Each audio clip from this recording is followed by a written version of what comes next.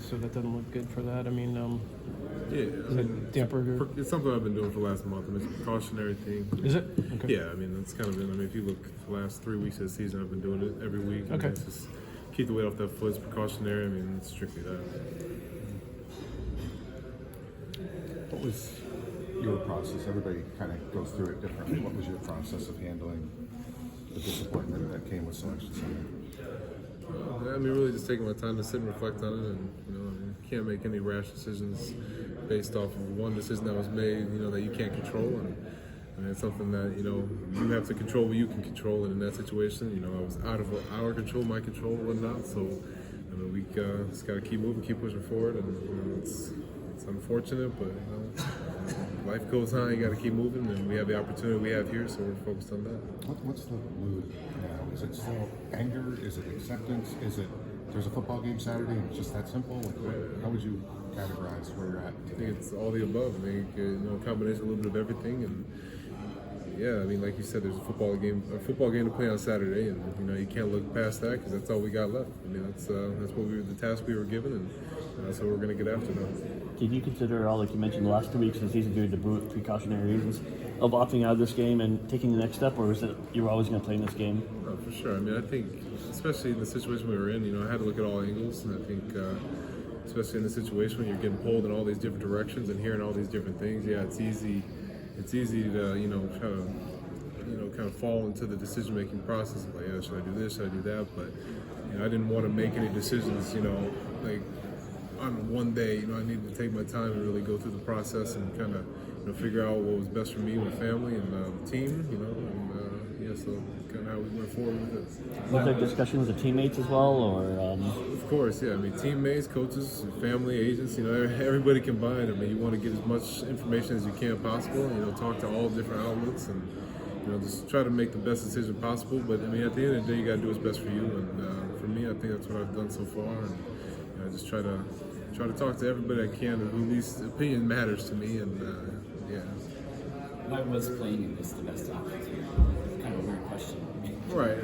I just think it's another opportunity. I mean, especially just with how big the game is, how big the opponent is, and just the opportunity to be a part of something this special. I mean, we went 13-0 with this team, so I felt being here one last time with the team was important to me to be around the guys, support the guys no matter what happens. And, yeah, so it's kind of a little bit into it. What are the challenges if so many guys opting out? What are the challenges that presents for you?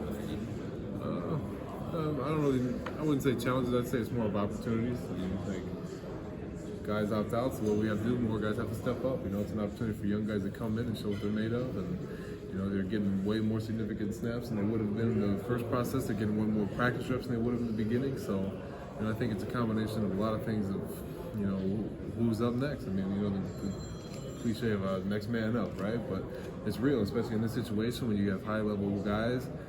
Now you kind of show like, all right, what have we built? Who's underneath there, and how they're going to take their next step in their process, and how they're going to affect the next season. Do you think you have enough key pieces on defense to kind of more closely resemble what you guys usually are than to help slow down Georgia? Yeah, I think so. I mean, I think that's something that we were able to show as the season progresses, how deep our defense can be. I mean, we've had guys go down in different positions, and we've been able to reload at those positions and not really have a drop off. And I think, that's where we've been really successful, is being able to rotate guys specifically on the D-line. I mean, I thought we've done a great job. Even in the back end, we have, a really good rotation of guys that can come in and make an impact. It's kind of crazy that an undefeated Power 5 champion is a 2-touchdown underdog. It's kind of an unprecedented thing, but right. How big of a deal is it from a motivational standpoint? One, that the outside takes what the outside thinks, and two, you guys have a chance to say you're 14-0 and be done with it. How motivating are those factors? I think it's huge, especially, I mean, you can say you don't listen to people outside, but you hear those things, right? I mean, you see the lines, you see what people are saying, or how they think the game's going to go. I think that's motivating, but also just the challenge ahead, like, I don't know how many games in a row they won, but I know they won a lot, and, it's a really good football team ahead, and I think just the opportunity to showcase, what we've worked on the whole season, and I think 14-0 is huge. If we could be one of the last teams standing undefeated, I mean, what does that say? And I think that's a really cool opportunity, and that in itself would be pretty special. In a weird way, all those things that people are saying that you say you don't hear, but everybody hears. For sure. Yeah. They kind of doing you guys a favor in some respects. Yeah, I mean, the proverbial fuel on the fire the football term is bulletin board material. You know, it's like little things you keep in your back pocket pre-game, or whatever you want to do, hanging up in your locker. Every guy has their own way of doing it, but I think, yeah, if you want to paint the picture for us, yeah, go ahead. We'll do what we got to do with it. But yeah, I think it can be good and bad depending on how you use it.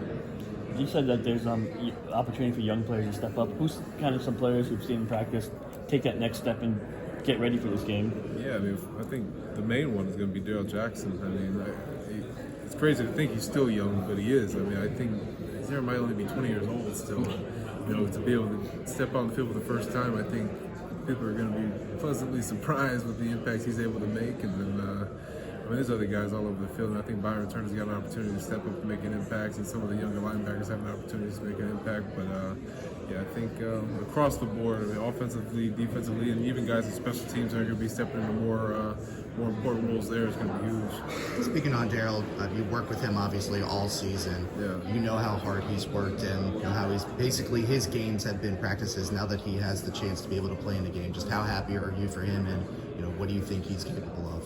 I'm super excited for him, especially just because, like you said, I've been here and I've got to watch how he works.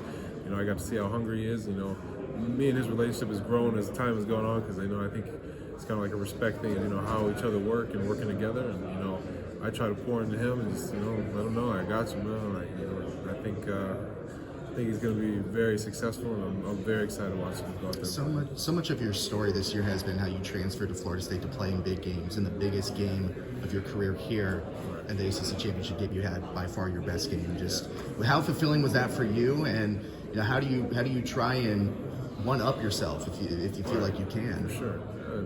To start, it's great. It felt great, right? I mean, it's you go 13 straight games, and early in the season wasn't having the statistical success that I was hoping to have, but it was really just about maintaining consistency and showing up every day and doing the right things, and at some point that wall's gonna fall, right? And once it finally falls, it's like, wow, everything that was done the prior months, years have finally paid off. And yeah, I think it's really special, and then it's another opportunity to go out there and try to do it again. I think that's what this game's about. It's just opportunity after opportunity, and how can you make an impact? And yeah, it's there for the taking. You talked about some of the young guys stepping up. How much should we expect the defense to change on Saturday night, or is it going to be pretty consistent approach in the whole season? Well, it's the same play calls and it's the same scheme, so it's just different bodies on the field sometimes in different positions. I think, yeah, like I said, just an opportunity. I don't think anything's going to change. You're going to see different numbers out there, but that's just that's what college football is today. If it didn't happen in this game, it's going to happen next season, week 1. So, I think you just get an early glimpse of what you're going to see out there in the next season. So I think it's exciting in many ways. For one, these guys get to step up, make an impact, get their first playing time in a game of this magnitude, and then also just get a glimpse for the fans to see what they're working with in the upcoming years. So I think for everybody, it's going to be pretty fun. And you talk about your mindset going into this game. It's obviously